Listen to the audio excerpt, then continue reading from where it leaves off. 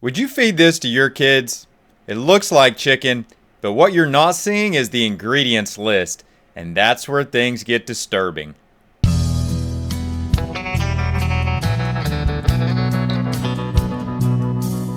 Hi, I'm Arlen Hill, your health-focused rancher at Harvest Hills Ranch. If you've seen lab-grown meat pop up in your social feed or in the news, you've probably been told it's safe, ethical, and clean. But behind those fancy buzzwords is a shocking truth about what lab-grown meat really is, and maybe more importantly, what it's not. So today, I want to help you unpack the science, take a real look at the marketing spin, and share with you what you deserve to know before this ever hits your plate. Many of you may think you know exactly what lab-grown meat is, but let me challenge that for you for a minute. I want to begin by sharing some synonymous terms with you that also represent lab-grown meat. It's also been called in vitro meat or cultured meat. These are all the same thing, and they fall under a bigger term known as cellular agriculture. Something to note here as well is that this puts a completely different spin on what we've considered to be agriculture. One of the things to note when it comes to lab-grown meat is that lab-grown meat starts with a real animal cell. Whether you're talking about a cow, a chicken, pork, fish, you have to start with a single animal to be able to extract those cells. So you're not avoiding the use of an animal in this process. In addition, when you start to initially grow these cells out and to culture these cells, if you will, to do that requires fetal bovine serum or some other type of growth media. So literally the serum of these fetal cattle are what are being used, their blood, to support that growth process. Any way you look at this, this is not meat in a traditional sense. It's something completely different. And so what I'd like to share with you here is, let's just look at the process that it takes to culture meat. This is a 4-step process. The first step, as I alluded to previously, is obtaining cells from the animal directly. Next, you have to culture out enough of those cells that you can make them stable. And then once you've stabilized enough of these cells, then you can put them into a bioreactor. And that's the exact term that is used in the industry here, into a bioreactor that promotes proliferation of these cells to ultimately lead to the formation of tissue. But to make all of that work also requires step 4, which is called scaffolding. And just like you think about a scaffolding that may be used in the construction process, or the scaffolding for a building, as in maybe the framework, that's the same thing we look at here when it comes to developing a large enough mass of these cells, and especially with taking shape of these cells, is that you have to have a scaffolding for them to be able to grow onto. However, even when you see this process, if nothing in this process is alarming to you, there are a couple of things in the background that maybe you should be thinking about here. So the first of which is that we're forcing cell division while eliminating the immune system, that if this were happening in a live animal and the replication of those cells became damaged in some way, they weren't replicating properly, the immune system would identify that and would remove those damaged cells. That doesn't have the potential to happen here. And you certainly, when you're forcing a mass reproduction like this, you could certainly induce some damaged cells here. Cells can only undergo a certain number of replications before becoming what is senescent. You can think about this as being asleep, if you will. The cells are just not functional anymore. Cells only have the ability to undergo so many of these replications.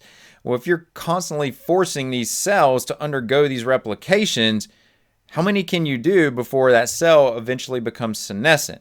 Well, to get around that, what has happened is the production of what are known as immortalized cell lines. So this is a way of bypassing this whole senescent process and keeping that same cell line reproducing over and over and over and over and over.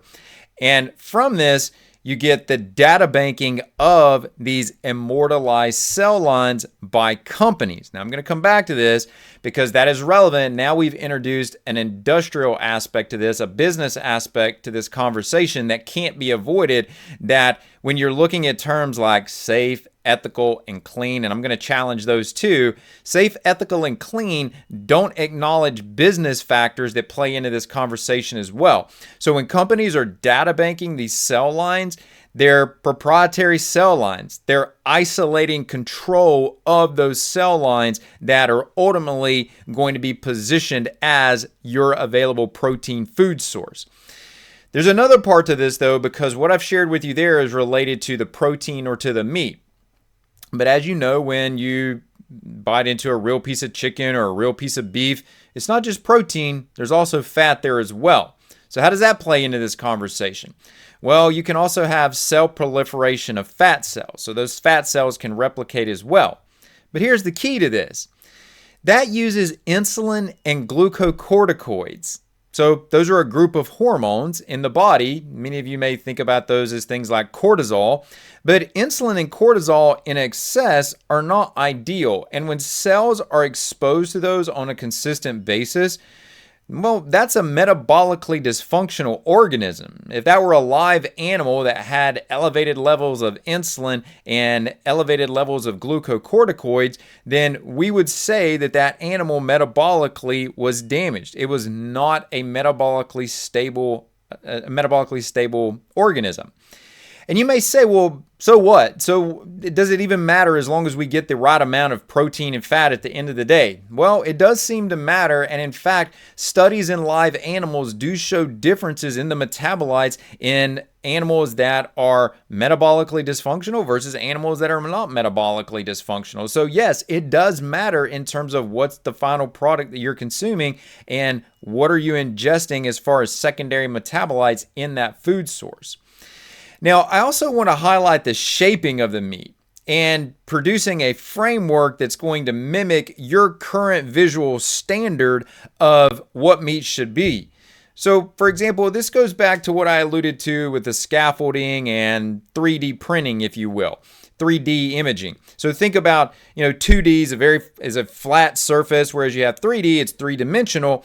And so if you have a glob of cells that have been proliferated and produced, and you just plop that down on your plate, that's probably not going to be very visually appealing to you.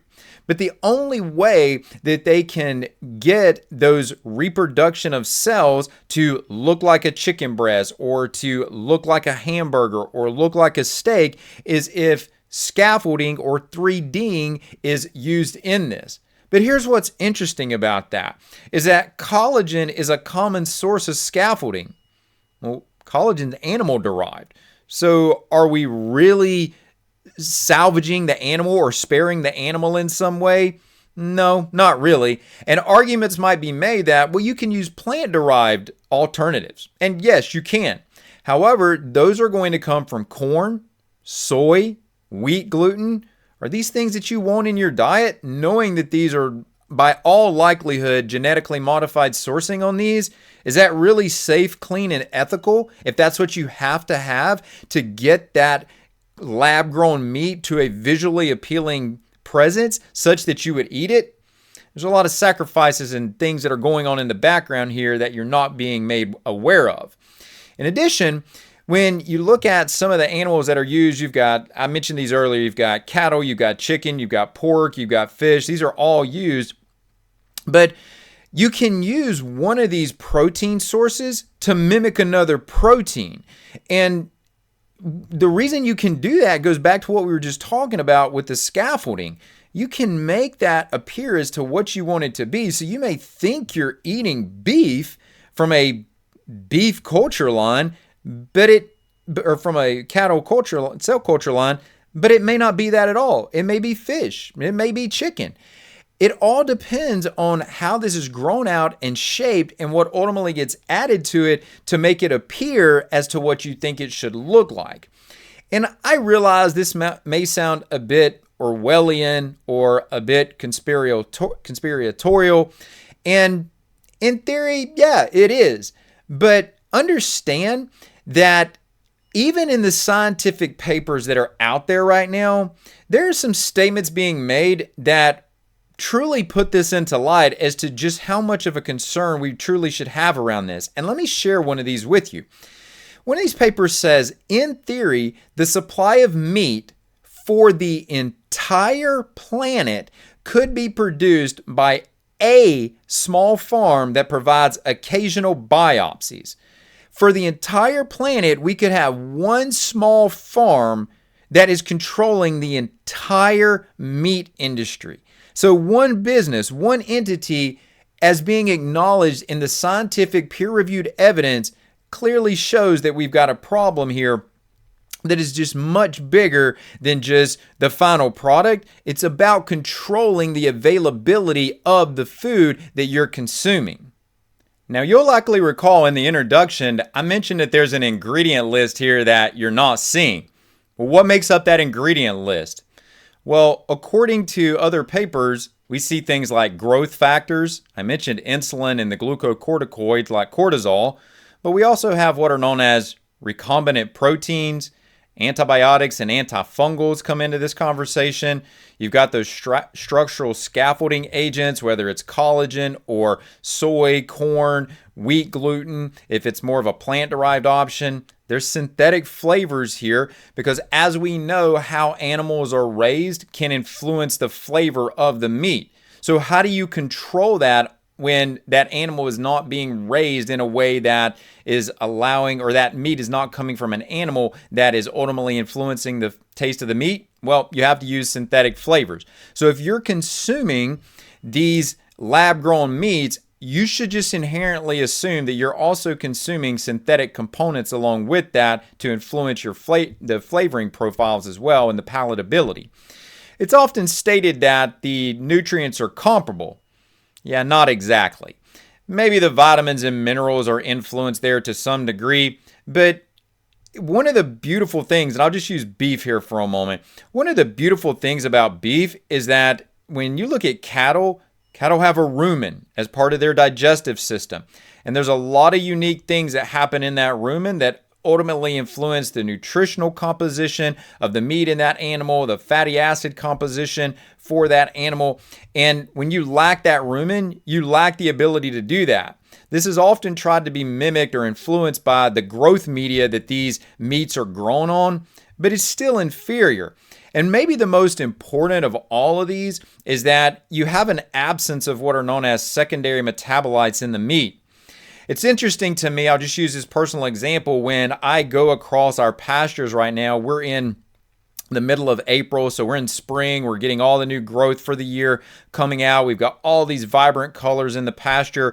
All of our cattle are consuming that. And so the next round of animals that we harvest in the early summer, their meat is going to be rich in all of those secondary metabolites, all those health promoting compounds that are uniquely found in the plants that they're consuming from now to the time that we harvest them. None of that is available in any of this lab-grown meat, and there's no intention to try to make up any difference. And even if there was, you still couldn't mimic in the lab environment the uniqueness that nature holds in that symbiosis between the plant, the animal, and the final meat product that they're able to produce. So I ask you, just listening to this, would you eat this as a parent? How about give it to your kids? Would you give this to your children? Are you ready for real food? Well, here's the good news. At Harvest Hills Ranch, pasture-raised chicken season just kicked off, and we've got a great deal for you. We're offering for pre-order 6 of our whole chickens, and we're throwing in for free, just to sweeten the deal, 2 packs of our premium chicken breast. If you want to know more, click the link down in the description. The urgency for lab-grown meat to hit the market has been stated as a result of a growing population where meat consumption is projected to increase. And when you often listen to these arguments, a lot of times you would think that the United States and other industrialized countries are the primary culprits for this. But the United States is only responsible for 9% of that overall increase in meat consumption. That's not very much in the big picture. But that's not the only argument presented for it. There's also a need to support lower economic populations, have ways to avoid the downside associated with natural disasters. There's the environmental destruction and greenhouse gases that come along with conventional production models. There's animal welfare concerns. There's the acknowledgement that we're imposing human risk due to antibiotic use, higher costs associated with conventional meat consumption, and we could have the avoidance of having animals not using parts of animals like the organs, the bones, the tissues. These are all of the arguments that are presented as rationale for why lab-grown meat makes sense. Now, why these positions are presented, there's also two sides to every story. And quite frankly, without getting too far off into any one of those areas and presenting a counter argument, let's talk about really the bigger concern of how you're probably funding that lab-grown meat agenda. Because most people are unknowingly doing this, and you're doing it by supporting the conventional meat model. When you're buying conventional meat or industrial meat, this is where the concerns about antibiotic use and environmental harm and animal welfare issues, these are all the result of the conventional model. And these are the exact arguments that the lab-grown meat industry is entirely built on. If it wasn't for these, the lab-grown meat industry would not even exist. There wouldn't be a platform for them to stand on. But understand that public adoption is what's going to equate to success. So if they can raise those banners about how harmful antibiotic use is and environmental concerns and greenhouse gases and animal welfare, and they can continually point to the conventional animal model, ultimately they will find success by standing on those platforms. But here's what you as the consumer need to know about this, is that there is another way. And this is where regenerative agriculture puts this debate to an end. So when you buy from regenerative farms, you eliminate the need for antibiotics. Again, I'll use Harvest Hills Ranch as the example. I've never used an antibiotic, not with cattle, not with poultry, not with anything that we have ever raised. I've never even had the inkling to do it. There's no necessity to do it because the systems that we operate under don't put the animals in a situation where they're prone to infection and where their immune systems are weakened. In fact, it does very much the opposite. It bolsters their immune system. And right along with that, we get the improvement in the environment, and we're providing the natural animal welfare. We're letting the unique characteristics and qualities of that animal express themselves and let that animal be the species that God designed it to be.